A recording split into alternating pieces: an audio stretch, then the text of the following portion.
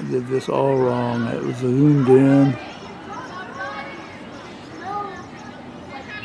I did not realize that I was zoomed in. So I'll have to cut the first part of that.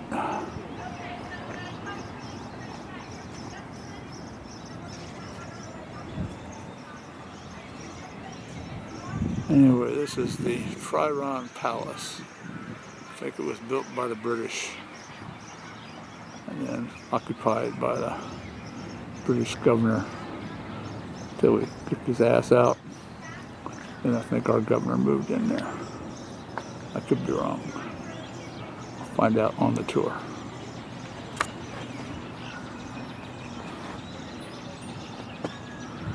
Some other old houses here. There's one with a widow walk on it.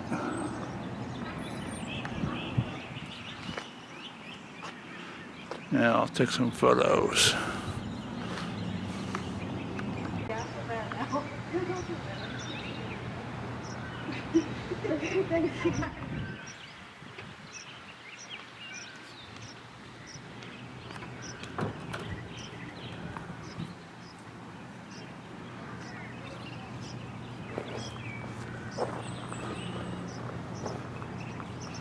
To get a permanent capital for the colony of North Carolina.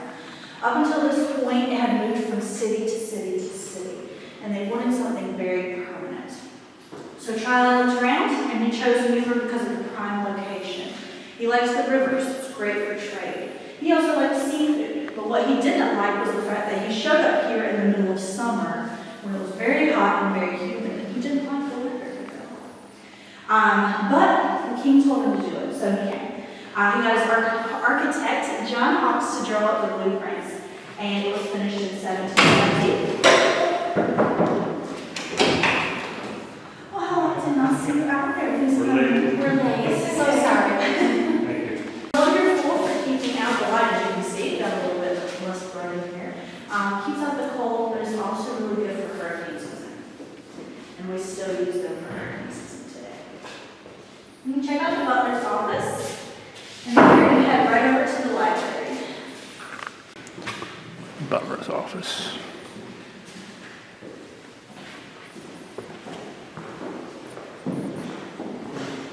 Here in the palace. When Governor Tryon was here at the palace, he was only here for 13 months, and that was it. At that point, one of the other governors had passed away, so they did kind of a swapping of governors. And they sent Tryon up to New York, which was fine with him. He liked the weather better, and he got a pay raise, which is always good. When he left, Governor Martin came here. But while Tryon was up in New York, his house actually burned down. There's a lot of fires in Tryon's history. And he lost everything that he had taken from the palace up to New York. So he wrote a very detailed inventory of everything he had lost, including over 450 books with their titles and editions, and any of the furniture. And he was trying to get reimbursed by the king. Well, it didn't work out for him. But what he did do is that list went into an archive, and when they were redoing the palace, they used that list just like a shopping list. And they were able to go to Europe, and they were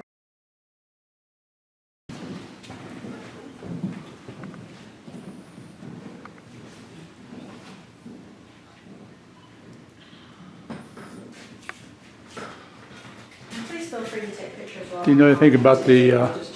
Do you know anything about the painting? It's Greco-Roman. It would have just been a painting that they would have liked at that time. Okay. We don't know that he had that painting in here. Yeah. I thought maybe it might have some history of its own. No, Tryon. And then later Governor Martin, who took over here when Governor Tryon left, they would have met here with their 12 counselors, making sure that the colony was running smoothly, especially to make sure that the king was happy with them. And they did that pretty well, especially Governor Martin, until 1775 rolled around. And at that point, America, which wasn't America at that time, but it was ready to be America. And Newburgh was ready to be out from under the British rule. So they did revolt on the palace. And Governor Martin was scared. He really was. He had his family sent away. He had his cannons taken apart. And he was ready to see these guys. It's a cool chair. Yes. The chandeliers. The chandeliers are English or Irish. We're not sure, but they are one or the other. They look like water. They do. They're beautiful. Yeah. When George Washington came here, wasn't it before he was president? It was in 1791. It was before he was president, because he came through Little Washington, and he rode the Washington twice in the time. He didn't care much for Washington. I don't really blame him. I think he's voting Ohio, and we live in Washington. If we could keep moving, I don't mean to. I'm not trying to rush you. I just want to make sure we get done in a timely manner. So in here is the drawing room. Ladies, this is where we're spending a lot of our time, especially after dinner. The men would stay in the dining room and talk about military things, and we would come in here and have tea.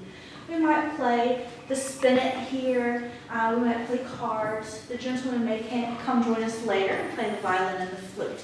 The violin and the flute were considered a gentleman's musical instrument. The spinet was the ladies' instrument. The men, like I said, stayed in there and talked about military things. Mrs. Tryon could have stayed with the guys and talked about military things as well, because she actually wrote her own book on a treatise for military fortification. She was a brilliant woman for her time. The chairs that you see are period pieces. They're over 200 years old. The upholstery is original to the chair. So to be over 200, that would be very good. All right, well, we'll head to the dining room. You're just in time for dinner. The harpsichord was in the other room. This is a spinet. The spinet came before the harpsichord, right? Oh, yeah. I was selling him the last time I was here. I played the harpsichord. Well, that's when we would have played, because that's the reproduction of music Christmas.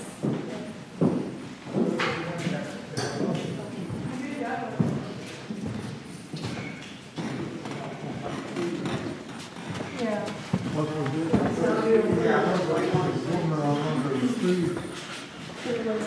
Excuse me. All right, so this is the dining room. Dinner will serve between 2 and 4 p.m., so you're right on time. And it's usually because the light is the best. Of course, it's an overcast day. It's still pretty light in here. We've got the mirrors to reflect that light. You would have 3 courses: a course of meats and a sweet, a course of meats and a sweet, and a course of sweets. They didn't eat a lot of vegetables. Vegetables were considered the poor person's food. So if they ate vegetables, it was smothered in gravy or smothered in cheese. Not like we have broccoli and cheese. We do have some desserts set up here on the table. We've got croquembouche, which is kind of like cream puffs. The pretzels would have been tasting like funnel cake. And then we have the marzipan pieces. The crust is actually Queen Charlotte's crust from the House of Mecklenburg, and the hedgehogs. And I have to mention the hedgehogs. They have hedgehogs in England like we have squirrels here. So they run around. In 1798, when the fire started, it decided it was going to be cracked. And it made the fire burn just like a chimney. And that's what helped the fire that started in the cellar burn the palace quicker, which is very sad. But it usually does get good light. We do have some portraits in here of our state governors. We've got Abner Nash in the middle. We've got Alexander Martin to my left, who is absolutely no kin to Josiah Martin. And then we have the cool guy, Richard Dobbs Speight. He's very interesting because he actually was one of the signers of our Constitution. He also got into a duel with Mr. Stanley of the Stanley House over politics. What a shocker. Sometimes I think we should have some duels now. We are going to go up this beautiful staircase. It is a cantilever or floating stairs, which means that the only place it's bolted into the walls are on the landings. Everything else is floating. Is everyone going to go up?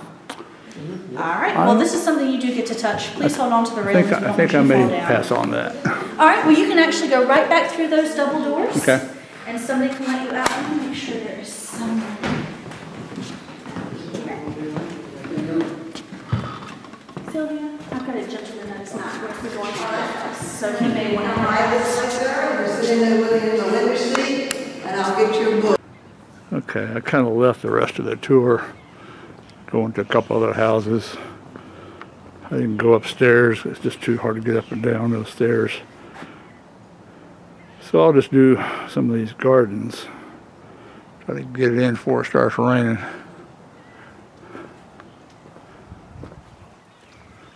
I'll probably just take movies, not photographs, unless I just see something that cries to be taken a picture of, like this. So I guess this is where the guards stood. You know, the ones that are going to let you in or out, halt who goes there and all that shit. Since I screwed this thing up when I was walking in, I'll try to run it correctly on the way out. There's a Blacksmith Shop over there.